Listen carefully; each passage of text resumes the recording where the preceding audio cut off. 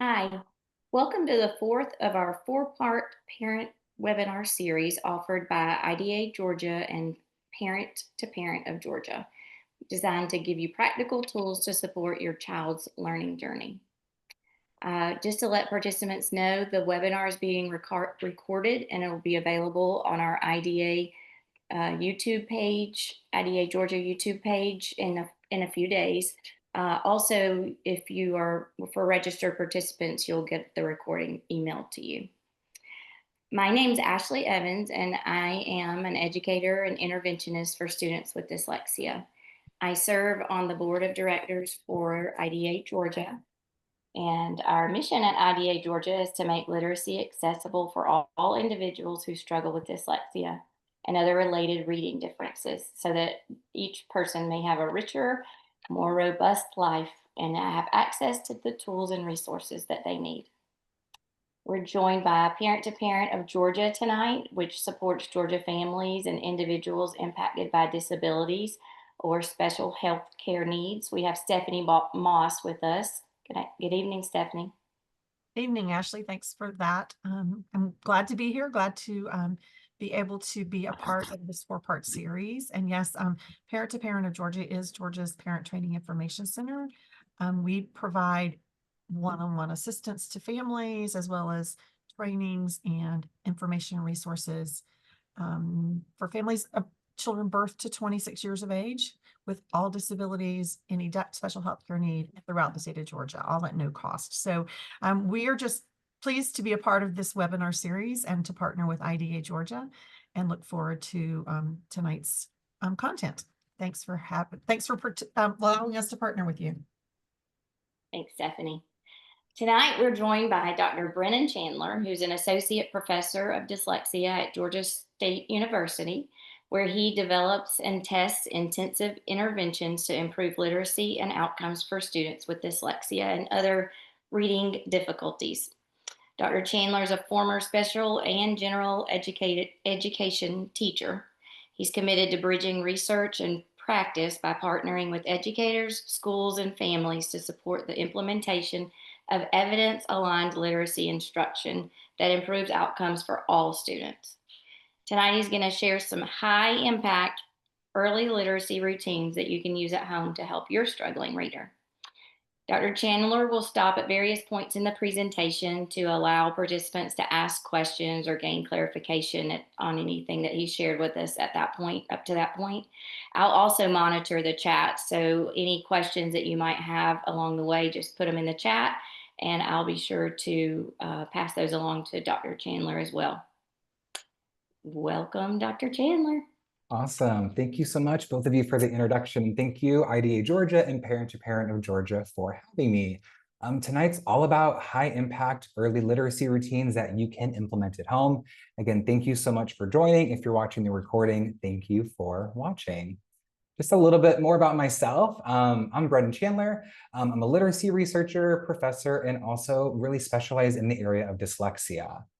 Just a little bit about my background. I received my PhD in special education from the University of Texas at Austin. My research focus is spelling intervention, early literacy spelling intervention, and also adolescent literacy. So really helping kids learn how to read words beyond grade 3. Like Ashley mentioned, I'm a former general and special education teacher. And right now, my current role is being an assistant professor of dyslexia at Georgia State University. And I also coordinate the dyslexia endorsement program. So at Georgia State, I get to lead intervention research. I also get to train graduate students in structured literacy practices, and also get to participate in great teacher trainings and also parent trainings and webinars just like these. Before we dive into the routines tonight, I wanted to share there's a tiny URL link here that will link you to a Google Drive folder with some of the resources that I'm going to talk about this evening.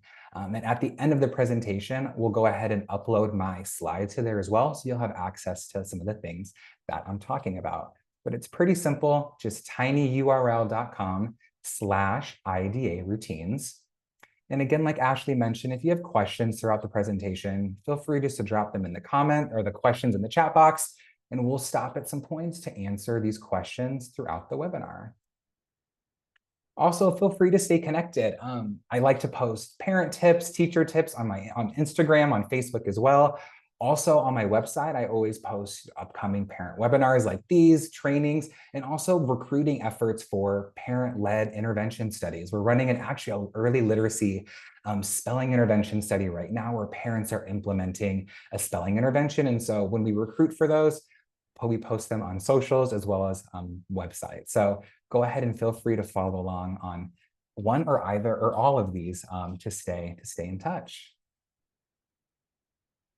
So here's the game plan for our chat tonight. So I'm going to start just briefly talk about the importance of early literacy skills. Then the main part of the presentation is really going to be focused on 3 routines that you can easily implement at home to support early literacy skills. And when I say early literacy, I'm really thinking about kids in preschool to 2nd grade. All of these routines are going to be really beneficial for them. So it's really that early literacy development sort of stage. Then I'll talk a little bit about how to make this feasible and work at home. And then we'll end with just a general Q&A towards the end of our presentation. But again, any questions you have, feel free to throw them in the chat box there. So first, when we think about early literacy, we think about really learning how to read and also learning how to write. But I like to tell parents, first off, that reading and writing isn't natural. Our brains were not really built or wired for it. Our oral language skills, that's more natural. Speaking, listening, these are natural skills that we naturally develop more so. But reading and writing is not. Written language is actually quite a new sort of invention, if you will, that we have to really actually train sometimes and really support these skills to develop. In English, in our English orthography or English spelling system, it's a code. So we have single letters and groups of letters that represent the speech sounds in our language. And some kids crack this code, the English language, quickly, with just a little bit of instruction and support, and they kind of just take off. But most others really need it broken down step by step. So that's really what we're talking about tonight, is how to break down some of these early literacy skills to help kids crack the code so they can read and write, and how to really break that down step by step and support it at home. We often might think, and a lot of recommendations sometimes that come to parents to help support early literacy at home is just have kids read more books or have them read more. Well, for many kids, reading more books is not going to help them. It's not going to teach them this code, right? It's not going to help them actually develop the skills they need to crack it. But we can teach them how that code works, and we can actually support that at home. It can happen at school. We can also take those practices at school and implement them at home. This doesn't mean reading books isn't a good thing. It's such a great thing. It's how kids sort of build their vocabulary skills, how they're exposed to new words and new ideas. But when we really think about early literacy, we can think about parents reading aloud to the kids to help build those oral language and vocabulary skills, and then supporting them at home with cracking that code and supporting what they're doing in school to help further along their early literacy development. And so, like I said, English, we talk about a lot that it's a code, it's a sound to print code. And we can at home actually help support this by explicitly teaching kids letter patterns. And each time we teach kids a letter pattern, we can then unlock a part of the code. For example, if we teach kids that when you see AI in a word together, it's probably going to say A. We would say A, that's the speech sound, and it helps them unlock this letter pattern, this sort of sound spelling. So then when they read a word like rain or ain, they know that AI says A, that it makes that long A sound most of the time. Then they can read pain. And then they're going to be able to read longer words with that vowel team in it or that sound spelling in it. Domain, explain, ordainment. And they're going to start unitizing and chunking that, and their brain's going to start really noticing and picking up larger chunks of letters. But it's really important in early literacy to start at that letter sound level to help them crack this code. So the goal here is to help kids understand this mapping, that we have speech sounds in our language, and all 44 of these speech sounds that we have map to letter and letter teams. And it helps reading and spelling sort of reinforce each other. And our goal here is to make this code automatic, so they're just automatically being able to read words So the brain can really focus on meaning, focus on higher order processes that we need when we go to spell words or to go to write and also to read. And so every word really can be broken into sounds and represented with letters. Like I said, in our language, we have around 44 speech sounds or phonemes. We have consonant sounds, which our mouths are usually a little more closed with our consonant sounds. And we have vowel sounds, which we call mouth openers. Every word, every syllable, every beat in our language has at least one vowel sound. So we have 44 sounds. We have some consonant sounds, b, d. We have vowel sounds, ah, eh, ah, right?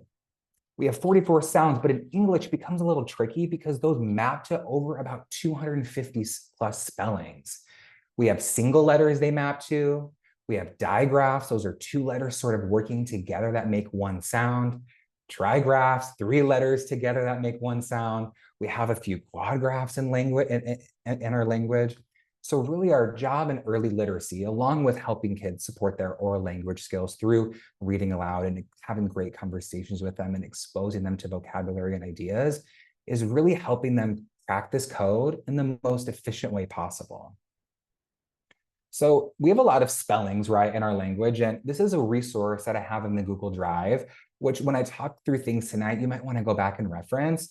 This is a sound to spelling guide where I just created this for parents to kind of help everybody understand how to connect speech sounds, the sounds we make, to then print some of the common and possible spellings of those sounds. We're not going to teach kids all 250 plus sound spellings. That would be really hard to do, right? That would be inefficient. Well, we can teach them some pretty high utility ones, some pretty consistent ones. And on this guide, we have some pretty consistent spellings that we're going to teach kids. So that resource is there. And oftentimes, again, when I talk with parents and I talk with some teachers as well, we often think of literacy skills or early literacy as this end goal. And the goal of literacy is to be able to read and understand what you read, which is reading comprehension. So being able to pick up a newspaper, read an article, and really understand what's going on, being able to read a dense text at school, a social studies text maybe, and understand what's happening and draw some key ideas from that text. Also, the goal of literacy is reading, but it's also writing. You say reading is knowledge, but writing is power. Writing is really how we express our thoughts, our emotions. It's also how we show what we know. It's how we can persuade others. And so written expression is another goal of literacy and early literacy as well. These are these text level skills. These are high level skills. Reading comprehension, written expression, there's a lot going on. Cognitively going on in our brain, and also the skills that are required.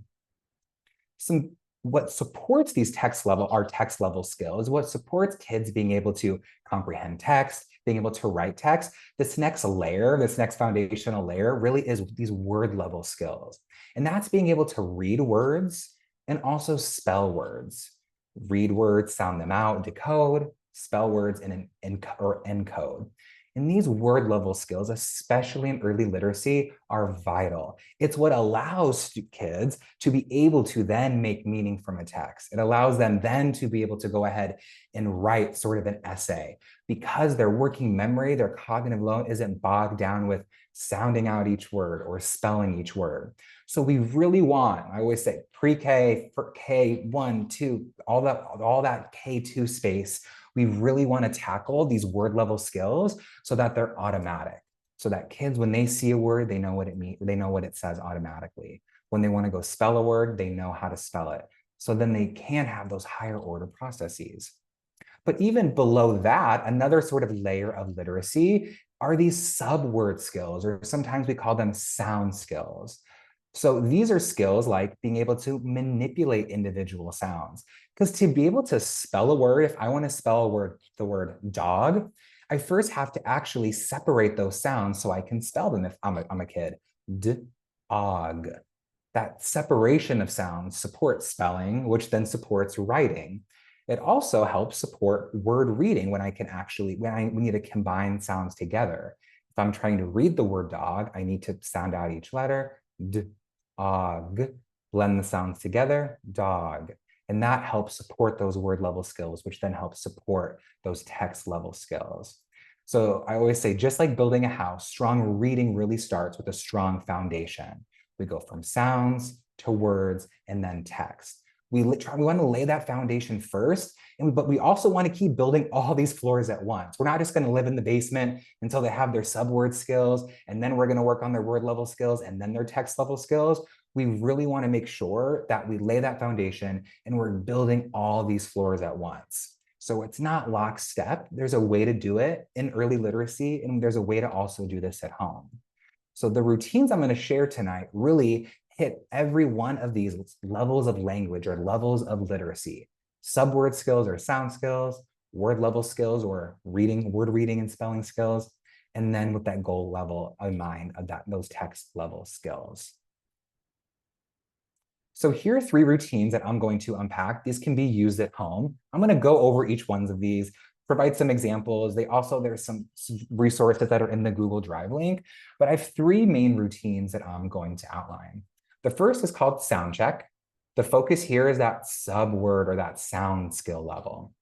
And you can see each of routine here. I have it like an approximate time you can spend on it. As you can see, these routines are not going to take a long time. 10, 15, maybe 20 minutes at home, right? Give kids that extra boost, right? That they can then support their early literacy skills at home without being daunting or being too overwhelming. The next one I'm going to talk about is a word workout, which helps with the word level skills of word reading and spelling. And then finally, to make sure that we're helping kids generalize those skills to the text level and providing that support, we have a routine called Fluency Dash. And that might be a little longer to really help support that goal of those text level skills. But we're making sure that we do all of these together. So when I work with parents, I like to talk about this as sort of an early literacy workout routine. So there's sort of analogies here to working out and practice and getting reps in, because really the more practice opportunities we give kids, especially kids that struggle, like kids with dyslexia or just any reading difficulty, the better. So this helps them get more of their reps in, an after school early literacy workout you do after school 3 times a week. Or maybe it's like a morning boot camp a few times a week, your routine that you're doing. I've had parents do this sort of in different ways, but I'm going to go through each one of these and outline this, and just know that it's all sort of in this sort of metaphor of working out, or this sort of early literacy routine sort of stack. So we're going to start with the first one. It's sound power practice.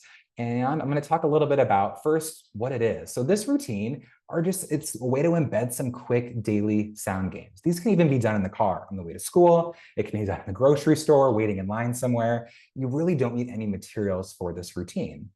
This routine focuses on blending sounds together, which is really, really important, stretching sounds, and also changing sounds in words, which is going to help them with their literacy development. So why does this matter? Well, we know the skill of manipulating sounds and words, called phonemic awareness, is one of the strongest predictors of early reading success. And when I say phonemic awareness, one of those skills under phonemic awareness is blending sounds together. It's really important when kids are learning how to read words, when they see a word like dog, they can go dog, dog, and blend those sounds together. That's important. That's vital for word reading. And for spelling, segmenting or taking sounds apart, d, ah, g, which is the opposite of blending, or separating sounds, which is trickier, it's more cognitively demanding, is really important for spelling. And really strong phonemic awareness boosts decoding skills, spelling skills, and also word memory. So how do you do this at home? 3 easy steps here. So we'll talk a lot about 3 steps, 4 steps. This one, just 3 steps. I'm going to go over all of these. You're going to pick 5 to 7 quick sound tasks. You're going to model or show an example or 2. Then you're going to provide multiple practice opportunities for your child. So what do I mean by sound tasks? So first, you're going to pick 5 to 7 quick sound tasks or words that you want to work with. So this is really easy to sort of choose. You're going to want to focus on combining sounds together, blending, and also taking sounds apart. So maybe we're going to do 4 sort of blending or 3 blending sort of tasks and 3 segmenting tasks, or vice versa. I'm going to show you what those mean. So this is, again, an example of sort of blending, so you can see it visually. We're combining sounds together. G, r, 8, great, blending. And segmenting, again, that opposite of taking sounds apart. So you say great, and then they tell you the sounds. G, r, eight. So I like to recommend when we think about early literacy, so these can be done with preschoolers. I've done this with my 3-year-old niece. Early literacy, right? You can begin with 2 to 3 sounds at a time, and really you can work your way up to more sounds at a time. So one of the tasks or the games might sound something like this. This is an example of a blending task.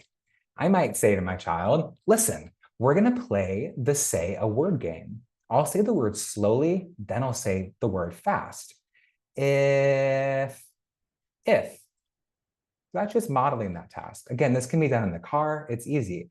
It's the say a word game. Say the word slowly, and then they're gonna say it fast. So I'm gonna model or provide an example of what I want my child to do. And then I'm gonna provide them with 5 to 7 practice opportunities, or maybe 10. This can really go on for a few minutes, right? 5-ish, 3 to 5 minutes maybe. You're gonna practice with your child a few times together, and then you're gonna let them practice on their own. So when I wanna invite my child to practice with me, I might say, now I'll say a word slowly, then we will say it fast together. Listen, sat. What word? Sat. So that's doing it together. Then you're gonna have them do it on their own. And sometimes you might show them how to do it once, you do it together once, and then they do a handful on their own.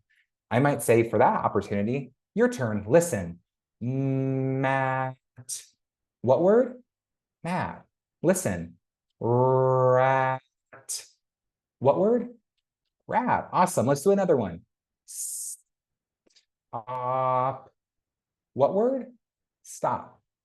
So this is an example, again, of that blending. The opposite you could do with segmenting. Instead of saying, play the say a word fast game, you'll say, I'm going to say a word slow. I'm going to say a word, and then we're going to say the word slowly. We'll stretch it out. So I might say instead, listen, mat. Let's say it slowly. Mat. Mat. So that's another way to do it. But it's pretty simple. We don't have to overthink it. We're playing with putting sounds together, taking sounds apart. Some adaptations for this, always invite parents. You can use letters. So you can just get a phonics deck online, just Google phonics deck of cards, or you can use letter tiles. And to embed handwriting in this, you could also have them actually make the letters to when they go to segment the sounds. But we can have them use letters, and we can have them do a little blending with this. You could say something like, follow my finger and say each sound. Ch, at. Say it fast, chat. Then I can put a different letter down and they'll do it again. So you can use tiles, coins, anything that might help them to represent the letter and that sound connection. Because what becomes tricky for kids sometimes is seeing that, all right, there's 2 letters here, and they need to know that makes 1 sound. Because they might not, right? That's not very intuitive, since we usually teach single letter sounds first. Once they get to learning that it could be 2 letters together that make a sound, 3 letters, and so on, using this can really help them crack that code. They can really see that then and integrate that visually. Also, you can mix difficulties. So you can start with 2 to 3 sounds, and then you can build up to 4 to 5 sounds.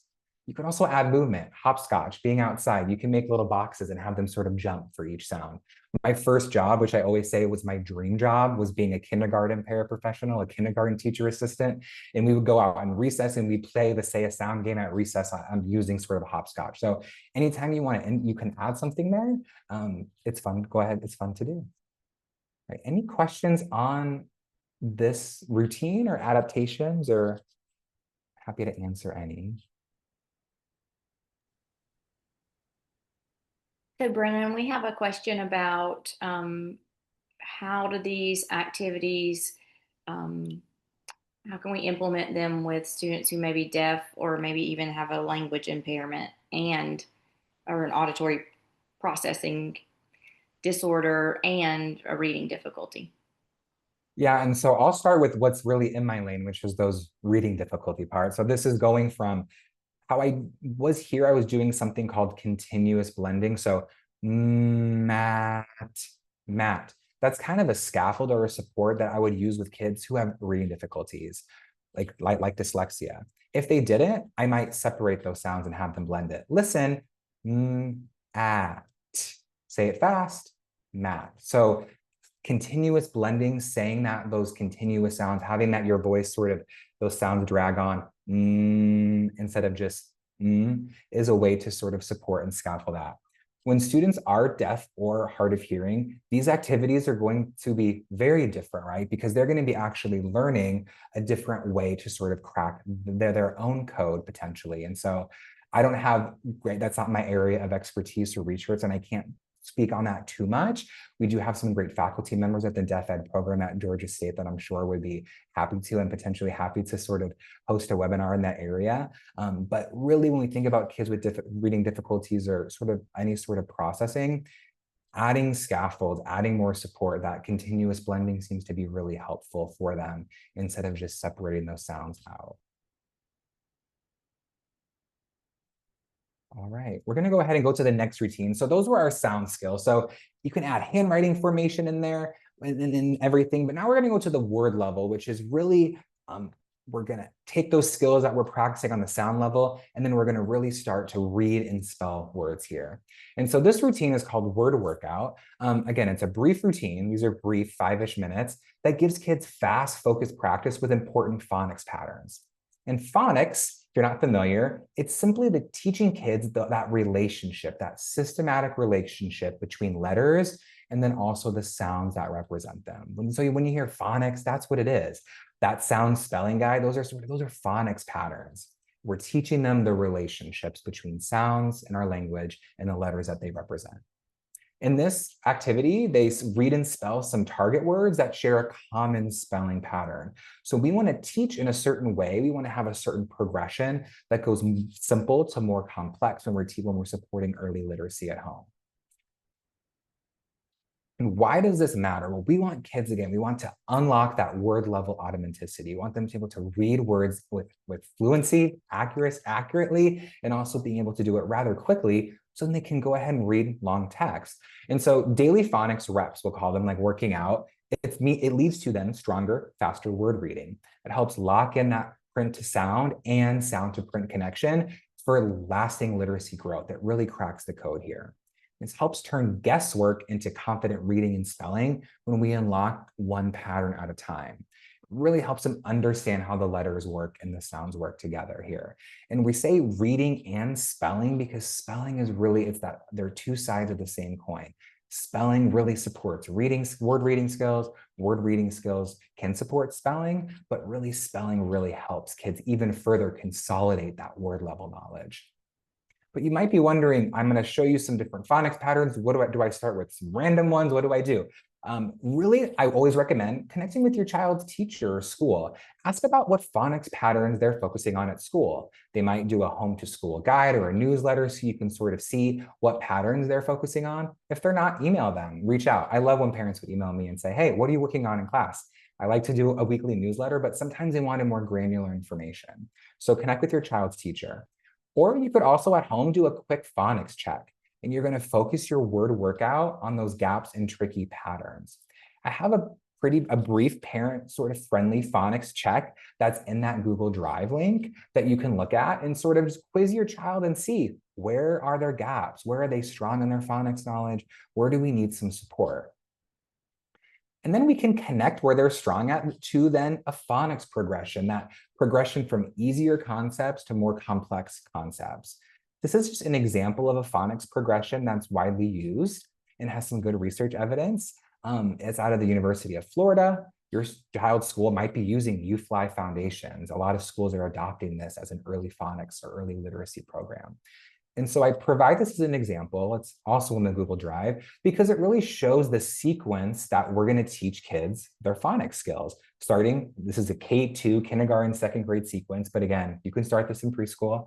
I have with kids before. Really some of the first sounds we're going to teach them that when they see A, they're going to say ah, that M is and then so on and so forth. So you can kind of see here how the phonics skills progress. And I sometimes like to tell parents, use this as like a little checklist, right? If your kid has mastered something, probably not going to spend too much time on it, but then we can kind of see where that breakdown is. It might be right here with these short vowels, or digraphs, the idea that two letters represent one sound. And so this is then we can kind of see at home and then at school and sort of connect and see where they have those gaps and where you can fill them in with this routine. And here are the steps to the word workout routine. So again, it's a spelling and reading routine. First thing, you're going to pick a phonics focus. We're going to introduce that concept directly. We're going to provide kids practice with sounding out and reading words with that focus pattern, and then spelling words with that focus pattern. Again, it's really, and we want to take a step back. It's not that challenging to do. This is all you really need is a pencil and a paper for this, and maybe some phonics cards if you want them, but it's not necessary. So first step is pick a phonics focus. Focus on maybe one or two or maybe three concepts at a time if your kid is rather advanced. When I think about kids with reading difficulties, such as dyslexia, usually one day, one phonics focus, one pattern we're unlocking. For kids who are a little more advanced, we might do a few that kind of go together at one time, but really recommending in early literacy, one or two at a time is enough. And again, we're going to connect that focus then with what they're doing at school, what their phonics focus is in school, where they're at in their progression. And then also you can address gaps too. Maybe that you need to go back a little bit. Maybe school, they're moving on a little quickly and you need to go fill in some gaps. That's why I have that phonics check there that you can kind of do at home and quiz your kids. So after you pick a focus, you're going to teach that concept directly. So you're going to clearly teach a sound spelling correspondence and provide a brief explanation. So you can use that phonics progression guide. You can also be helpful to use that sound to spelling guide that I have, and you're going to directly teach them that spelling. And this takes about less than a minute to do. So maybe with my child, their breakdowns started happening at vowel teams, and they don't know this AI vowel team yet. I can tell because I did my phonics check, and I know there's some breakdowns happening. So I'm going to go ahead and you can either buy that phonics deck, a deck of cards, or you can just on a note card, just make your own, or a sticky note, make your own sound spelling and sort of show them. So I'll show them the sound spelling and I'll say something like this. Today we're learning about the vowel team AI. When you see AI in a word, we're going to say A. What sound? A. Like it says A, like in the word rain. And I'll provide an example there. So it's just really simple. Show them the actual, the spelling they're going to see. Tell them the sound that it's going to make, or the most common sounds. As we get further on, they're different. We have different vowel teams that make more than one sound. AI pretty consistently says A. So we're going to teach them starting with the most consistent pattern, which is in that phonics progression. So I'm going to teach them that, show them an example of a word with that pattern in it. And then I'm going to have them read words with that phonics focus. So I'm going to quickly talk about the sound spelling. I'm not going to spend too much time on this. Again, 30 seconds, maybe a minute kind of explaining, but really the magic is in that practice. They need more reps. That's going to help them unlock the code more than just us explaining sort of these concepts, right? Us talking. So we're going to sound out a few words with your child, and then have them do it on their own. And so what I like to do is you can make a list, you can print out a list, you can have a whiteboard and make up your own words as you're working with your kid, really whatever makes sense, but you're going to go ahead and make a list of a few words that have that phonics pattern in them. And there's ways you can do this. You can have, now we have ChatGPT can make you a list. You can make your own list just based on your knowledge, but make a list of words. And then we're going to practice sounding out these words together. So I might say something like, let's sound out a few words together with the AI spelling. Let's sound out the word correctly, then say it fast together. Get ready. Rail. What word? Rail. Next word, let's do it together. Get ready. Aim. What word? Pain. So you can practice sounding them out together. And then you can have them read it on their own. You want to support them a few times. And your child, if they got it, they can go ahead and read them on their own. But they really might need that sound by sound or word by word support. So then you want them to practice it on their own. And I might say something like this. Your turn to sound out the words, then say the word fast. So if they're still at that sound out stage, right, we want them when they're reading books to, if they don't know a word, we want them to sound it out. It's aligned with our cognitive architecture. Every time they sound out a word is an opportunity for them to sort of map that word in their brain and their mental lexicon. So when they see that word, it becomes automatic. For kids with dyslexia or reading difficulties, they need a lot more reps with words.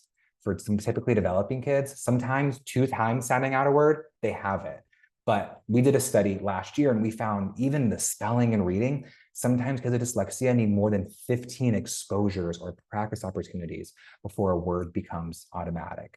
15 chances sounding it out. So if they're on that sound out stage, have them sound it out first, then say it fast. Or if they don't need to sound it out, you can just say, your turn to say these words the fast way, and then they'll read the words. If they make a mistake, right away, we tell them the word and we have them practice again. Let's say they read the word snail as snay. We'll say, not quite, that word is snail. What word? Snail. Go back and sound it out again, and then they'll try it again. So that's that word reading practice. Again, picking the phonics focus, making a list of words, providing them practice, and showing them really how to sound out a word. We want them, again, strategic readers that sound out words if they don't know them. We do not want them to guess because it interrupts what they're learning if they're guessing words. They're not going to be as efficient of a reader then. So after they're going to spell some words with that phonics focus or read some words, we want them to spell words. Big spelling, guys. Spelling is sort of the magic sauce in early literacy when we're thinking about cracking the code because it's so cognitively demanding. It's harder to spell a word than to read a word, even for us as adults. We see a word, maybe we spell a word, misspell a word all the time. My word that I cannot spell is practitioner. I have a really hard time spelling that word. I can see it and read it quickly, but I cannot spell it as well. And so when we are forced to spell, it actually helps words stick better. It also helps sound stick better. It trains the code. It trains what we call the alphabetic principle. We want them to crack that code. So we're going to pick about 5 to 10 words with that phonics focus using a routine, simple routine called stretch and spell. So we might say something like this. I'm going to think about, if I'm focusing on the AI pattern, that AI spelling pattern for the day, I'm going to think about words that have the AI spelling pattern in them. They can be words we just read, or they can be new words too, or they can be a mix of both. I might say something like this. All right, now that we read words, it's time to spell. Let's spell some words with the AI A sound spelling. First word I want you to spell, pain. What word? I'm going to say it back, pain. Stretch it, and we're going to lead them through stretching that sound out. Spell it. They're going to spell it on a piece of paper or a whiteboard. If they struggle to spell it, even if you spell it after you're sort of helping them segment or take those sounds apart, you can go sound by sound. So instead of having them spell the whole word after you sound it out, I might say, first word, pain. What word? Pain. Let's stretch out and spell pain. First sound in pain is what? Spell. So they're going to spell it P. Next sound. What sound? A. Yes, A. Write what spells A. Then they'll write the AI. Last sound. Write what spells So that's how we sort of make it a little more feasible. And we scaffold and support if a kid is struggling to spell. We can make it a little more, we can support that more by going sound by sound where you say, write what spells A, write what spells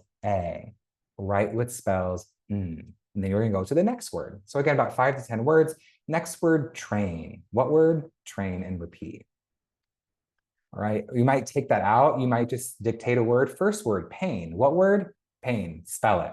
Right? If your kid is a little more advanced with their spelling, you can just dictate words and then you're going to check the spelling. If they get it wrong, show them what the correct spelling is right away and have them cross off their spelling and do it again. We want to make sure that we provide immediate corrective feedback.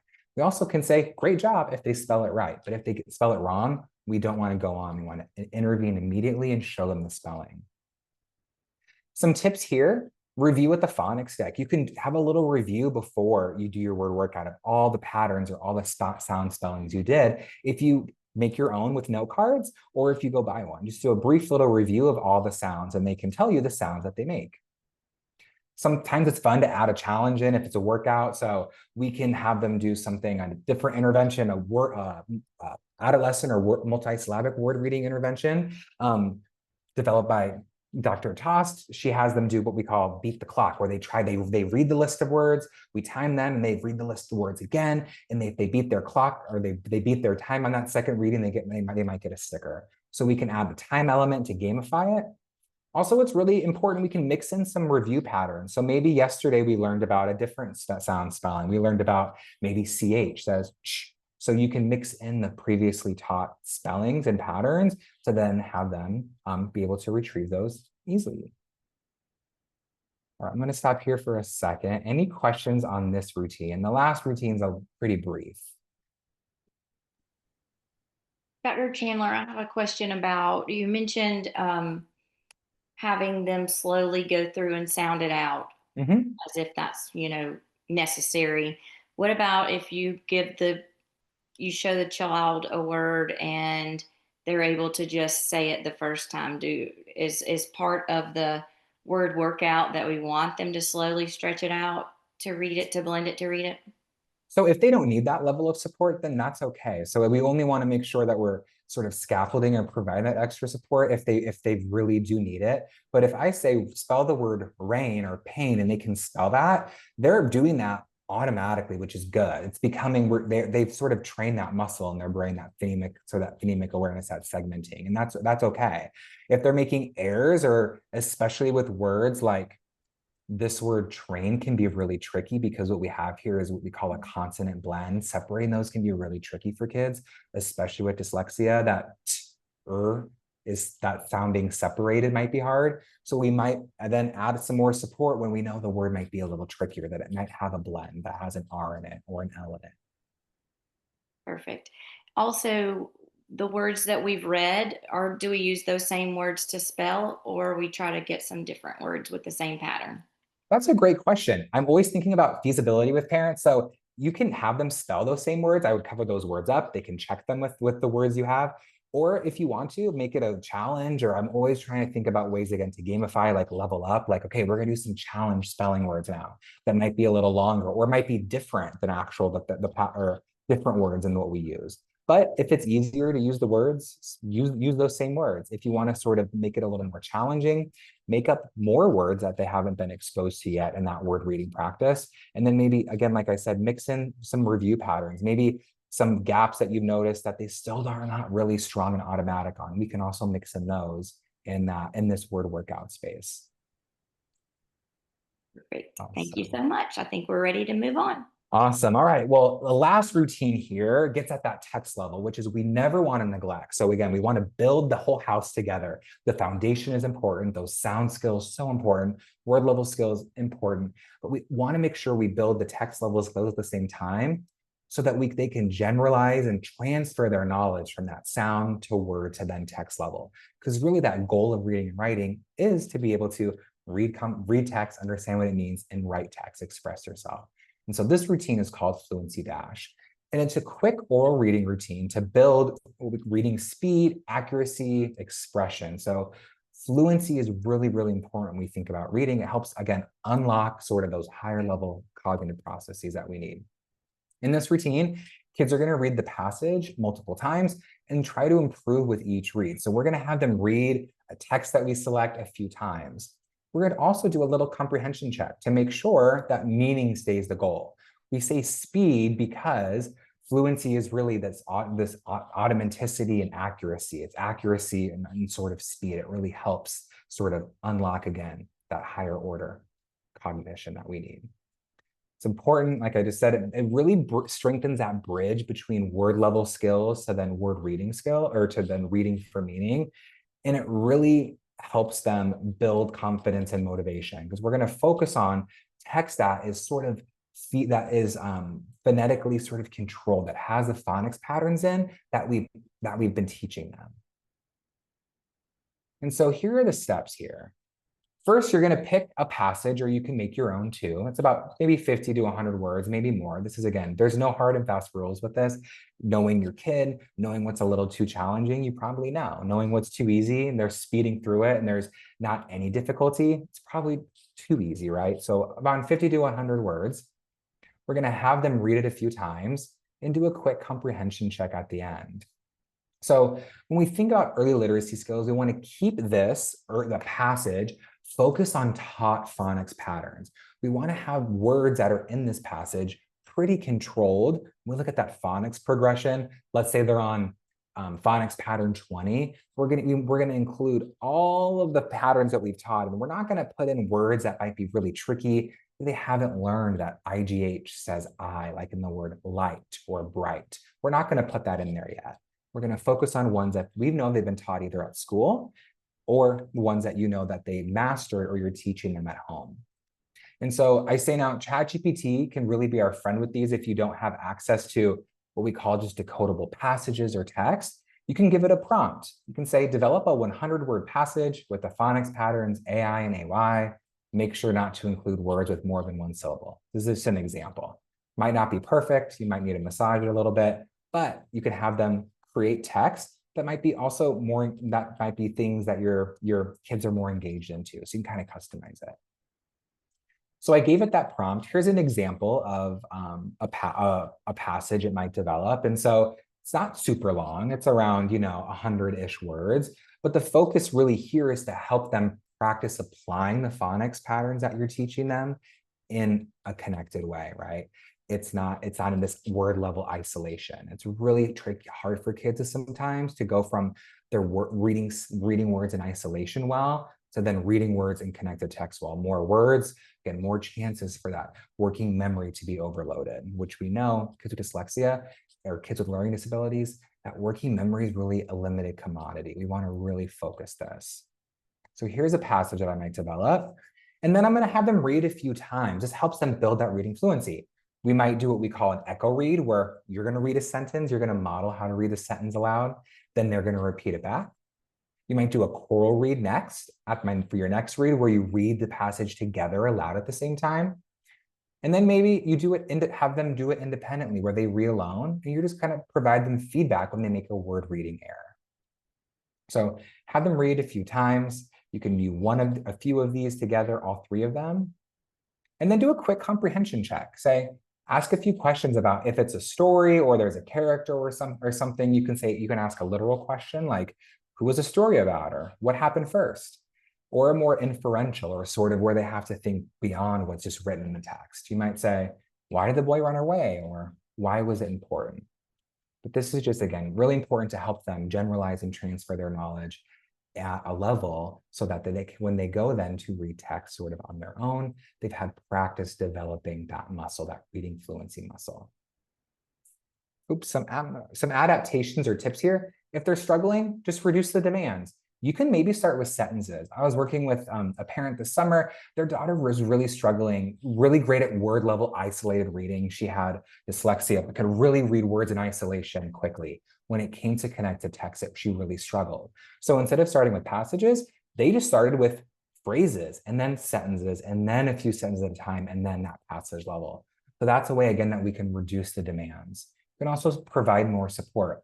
When I'm thinking about working with preschoolers or kindergartners, we might need to have them work on just sentences and really model sounding out the words and reading the words sort of word by word together, and then scooping up a few words at a time. If it's too easy, make them a little more challenging, extend them. You can also, what's really fun to do as they get more maybe second grade and sort of beyond, is create connected passages over the week or month that have a related theme or something they're interested in, right? You can have them also compare and contrast sort of text that way. All right, that was the same one here. So putting it all together, just to sort of wrap this up and bring this home, talked about 3 different routines that get really at each level of literacy. The sound level with sound check, the word level with word workout, and that text level with fluency dash. Maybe some days instead of having them with the fluency, instead of having them do oral reading fluency, maybe you do some writing fluency, you dictate some sentences, or you have them sort of write about something, right? So that's another way you can sort of adapt that. But it's really important. I want to think about, my last thing I'll share is to really how to make this feasible. So make it feasible, do what you can at home. I like to stack those routines. I'm a routine stacker myself. So every day I wake up, I have the same routines I stack. Wake up, coffee, have some breakfast, go work out, go check my email. That's kind of my routine stack. Same thing at home. Before school, routine stack. After school, a few times a week. Doesn't have to be every day. It can be a weekend activity, but you can do some simple reinforcement strategies to keep it a little more feasible and also to keep them engaged. So sticker charts are not a bad thing. You can have them earn stickers each day routines are completed. Maybe after 5 stickers, they get a prize. Maybe they get a tangible prize. Maybe they just get to spend more time with mom or dad or go to coffee shop with grandma. It could be something non-tangible too. Also, having kids choose what they want to do first, like choice boards. They can pick a routine they want to start with that day. Maybe they want to start with the fluency dash first, or maybe they want to start with their word workout first. You can do mini challenges too. You can have them, you can time them with their reading fluency or their word workout and have them maybe beat that time and they get, again, a sticker or something. And then also doing sort of a tracker so they can see how many workouts they've done or how many routine days they've done, and then sort of build that up then to a bigger goal. And so in the Google Drive also, this is something that parents sometimes find helpful. It's just a visual. You can do it, have a different one at home that you might use. This is an example of a skill streak or a reading workout tracker, where every time they complete a workout, they color in a star, and then you kind of set goals with them. So, okay, if you get 5 stars, let's sort of set a reward or a prize. And again, it doesn't have to be tangible. It could be something as spending time with somebody they enjoy, a sleepover, anything, right? You can sort of negotiate with that with them. But every 5, they might get something. You can make your own. This is just an example for you. And then that is all I have for tonight. I'm happy to answer questions. Again, stay connected. Here are some of the ways that you can stay connected. Instagram, we post different webinars that I'll be a part of, different studies that we're recruiting parents for, also tips and tricks. Website has some of the same information. And then my email if you have any questions and want to get in touch. But really happy to answer any questions right now. Great, Dr. Chandler. I wanted to make sure to mention you we're so thankful that you talked about the comprehension piece whenever they do the repeated readings. I think we're all familiar with the homework that comes home each week, and there's a passage, and at the bottom there's a little table where you write your date and the child read the passage, and you record how much time it took, and then the next day you do the same thing. And obviously the goal is that they become more fluent, but we know that speed doesn't equal comprehension either. So those comprehension questions are extremely important to ask. I even thought, maybe for some younger students, or if you're having trouble coming up with questions, maybe just have them do a quick sketch, quick illustration. Show me. Okay, we just read that sentence. Now show me, make a picture of it. What do Yeah, you no, think? that's a great way. Yeah, we want to make sure again that meaning making is the goal, that they're making sense of what they're reading. And so even sometimes that last read could be a silent read. I mean, that's what we move towards, right? That oral fluency helps us see how they're reading, they're pronouncing words. For some kids with dyslexia, as I work with older students too sometimes, and I see they do have a better reading comprehension when they are silently reading. But then we can still check it with questions, or like you said, like a visualization exercise, like draw what you're thinking right now, or you can sort of again have pre-made questions, who, what, where, when, why, as well. But I think we want to make sure we do a brief little check to keep our pulse on that. Oh yeah, they're making meaning from what they're reading. Awesome. I have a request only because I have taken some of your parent courses with you over the summer that you had offered, and I've experienced with your Google Drive resources. Can you do some type of, just a quick document add, in the future? You mentioned you gave a great prompt that we can put in for Chat GPT, and I think that's really natural for you. Mm. Maybe some type of written prompt just to get parents started, so that they can then take that prompt and expand it as they are increasing, or moving along with patterns for their child. Yeah, that's a really great idea, Ashley. Thank you for saying that. I'll go ahead and add something like that resource to the Google Drive. After this, I have an example that I share with my graduate students. But yeah, AI and generative AI is moving so quickly. I just say ChatGPT because it's the one that I know, but there are probably a plethora of other AI-based sort of ways to do that. But I'll go ahead and put it together a little list of ideas. Also, again, it really is an easy way if you're like, I don't have a book at home or a thing that's just containing those phonics patterns I've taught. It takes the load off of us buying or thinking of them. And also what I like is that we can really embed some interest in there, especially as they're getting exposed to more phonics patterns. We can have it be focused on a topic they're interested in. There was something called a parent that I was working with this summer, K-pop demon hunters this child was really interested in. And that was the way that got her to read. We really crafted some decodable text based off that interest. And so any way that we can embed interest or even learning about things or ideas or knowledge, as knowledge is really important. We think about reading comprehension, like building background knowledge and knowledge of the world is a great way that we can use chat to sort of generate some of that stuff without having to go scour the internet or search for books or things like that. So I'll definitely go ahead and add that. Thank you. Awesome. Thank you, Dr. Chandler. I don't see any further questions in the chat at this time. So I just want to extend another thank you to you for sharing your resources, your knowledge, and your time with us this evening. I want to remind participants to be sure to follow Dr. Chandler on Instagram and Facebook. He's got that on the screen right now, so you can make sure to put those keywords in to follow him. Also, I wanted to ask participants if you'll take a moment to comment in the chat about anything that you've gained from tonight's webinar or tools that you feel like you'll be able to walk away with as a result of your time with us tonight.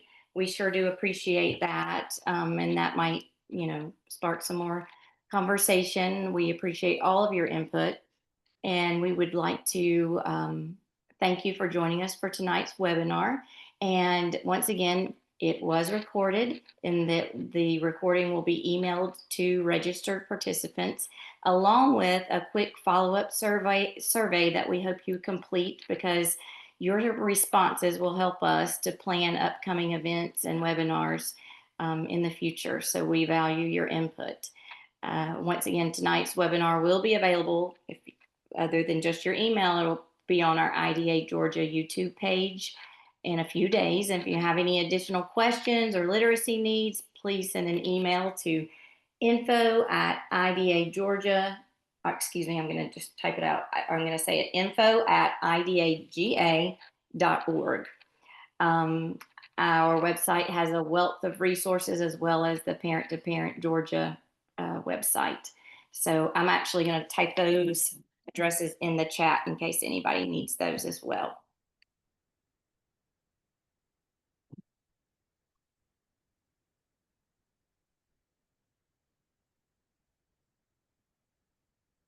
Thank you, everybody.